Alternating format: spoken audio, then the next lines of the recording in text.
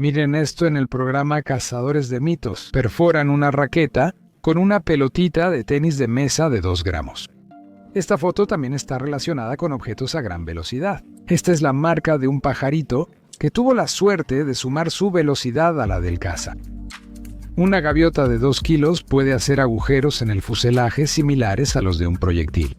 Aquí tienen algunas tomas más que echarán leña al fuego de su aerofobia. O aquí hay otra. En el laboratorio de la Universidad Americana en Dayton, aceleraron un dron a casi 400 kilómetros por hora.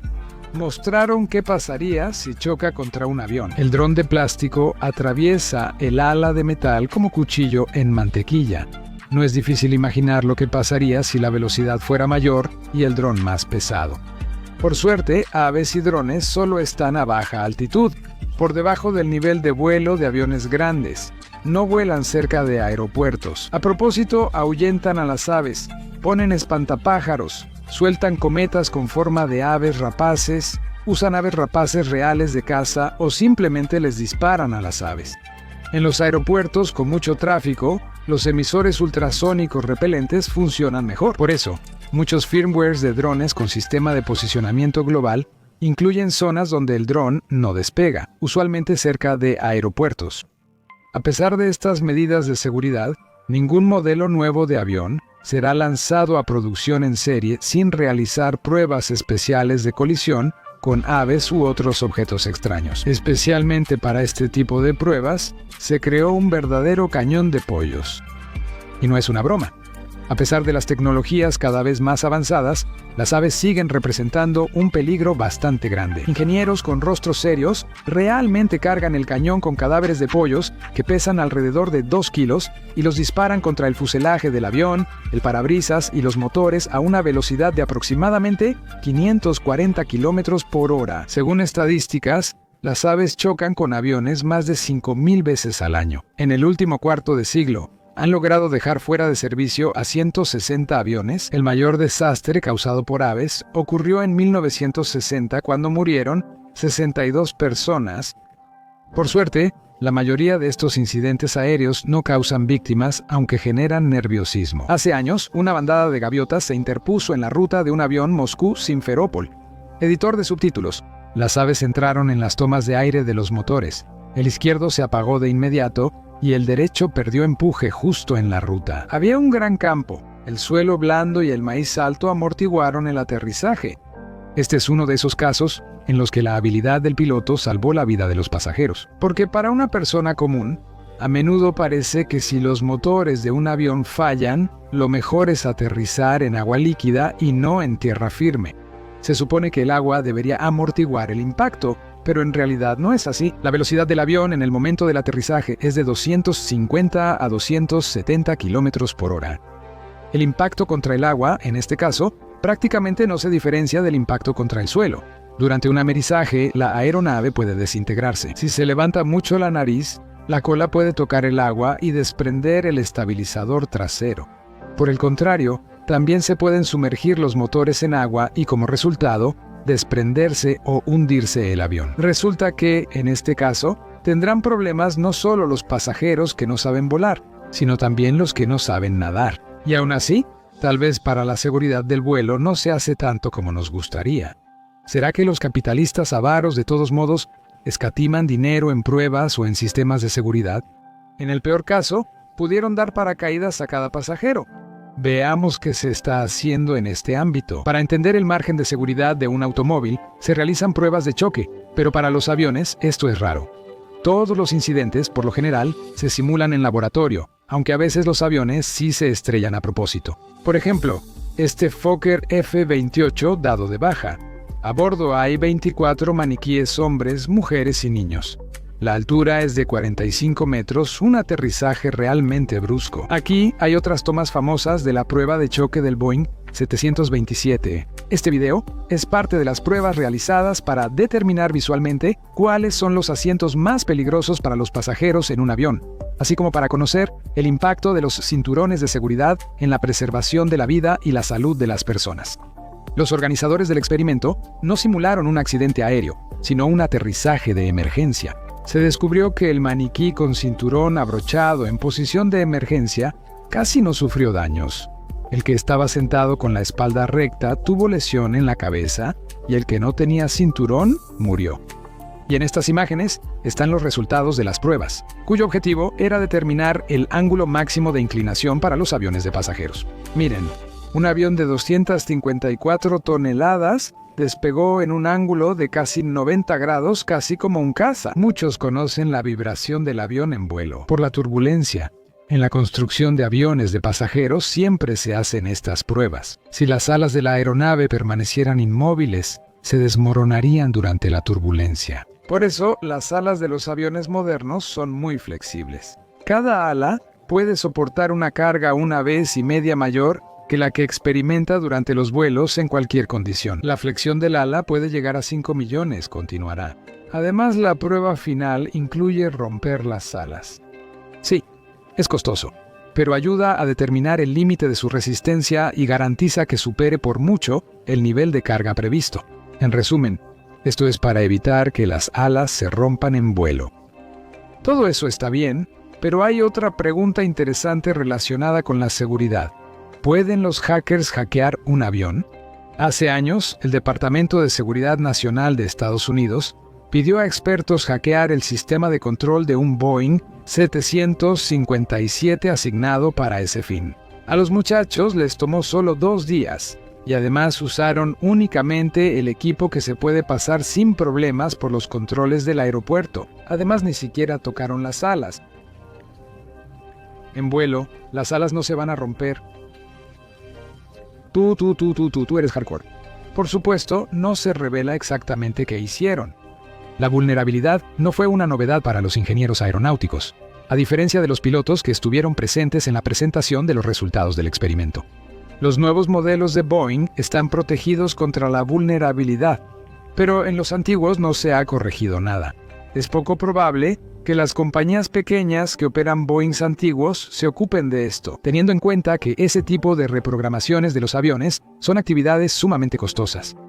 Rayos. También existen esas pruebas de estrés, pues en promedio, cada avión comercial recibe un rayo una vez al año. Los ingenieros incluso tienen un generador especial que crea rayos en condiciones artificiales y luego impactan el avión en el lugar necesario.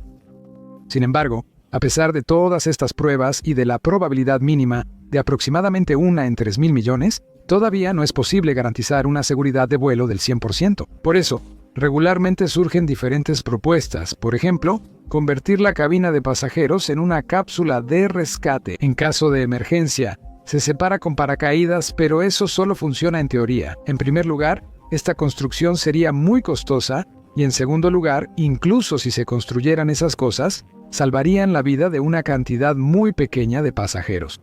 ¿Por qué se supone que una cabina de pasajeros desmontable sería útil si falla el motor? Pero eso es algo que ocurre muy raramente. En los últimos 10 años, fallas como esas han causado menos del 3% de todos los accidentes mortales. La situación empeora durante el despegue y aterrizaje, cuando una cabina desmontable no sirve. Además, cuando el avión despega o aterriza, en la mayoría de los casos se encuentra cerca de una zona poblada. Ahora imagina cuáles serían las consecuencias si la cabina con los pasajeros cayera sobre alguna casa. Sin embargo, la idea no es mala y funciona bien con algunas limitaciones en la aviación ligera. Mira estas imágenes. Estos son ejemplos de cómo el sistema de paracaídas salva la vida de los pilotos y pasajeros de aviones pequeños. Con los aviones grandes, primero, no es rentable y segundo, a sus velocidades, usar un paracaídas causaría consecuencias aún peores. Por ello, se considera más sencillo aterrizar fuera del aeródromo, en un campo o un río, que usar un sistema de paracaídas. La pregunta más común de los pasajeros tras ver esas imágenes es: ¿dónde está mi paracaídas? ¿Recuerdan ese chiste sobre el vuelo nocturno, cuando todos los pasajeros duermen y el capitán pasa sigilosamente entre los asientos con un paracaídas en la espalda? Y a la pregunta de un pasajero que se despierta, ¿qué pasó?, responde: duérmase, todo está bien, solo tengo problemas en el trabajo. Bromas aparte, pero para responder brevemente, no cuente con un paracaídas personal. Y si quiere una explicación más detallada, aquí está el asunto. En primer lugar, si un avión comercial llevara paracaídas para todos los pasajeros y la tripulación, serían toneladas de peso extra. lo que significa menos equipaje para las personas y boletos carísimos. Otro punto es que el paracaídas solo se puede usar a ciertas velocidades.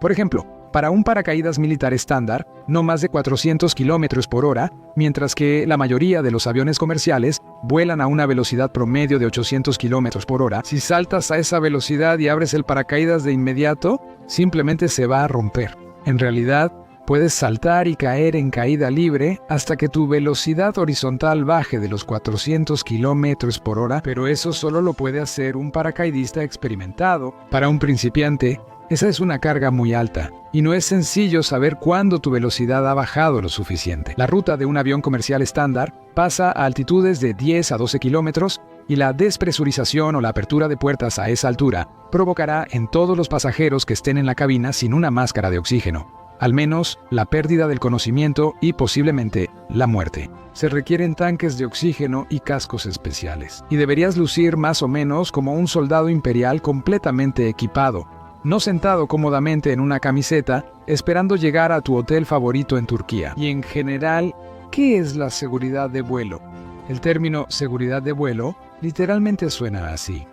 La seguridad de vuelo es el estado de un sistema o una organización de aviación en el que los riesgos asociados con la actividad aeronáutica relacionados con la operación de aeronaves se reducen a un nivel aceptable y se mantienen bajo control. En otras palabras, se supone un cierto porcentaje de víctimas, pero ese porcentaje debe ser lo más mínimo posible. Todos los riesgos de la actividad aeronáutica deben controlarse y, si es posible, eliminarse.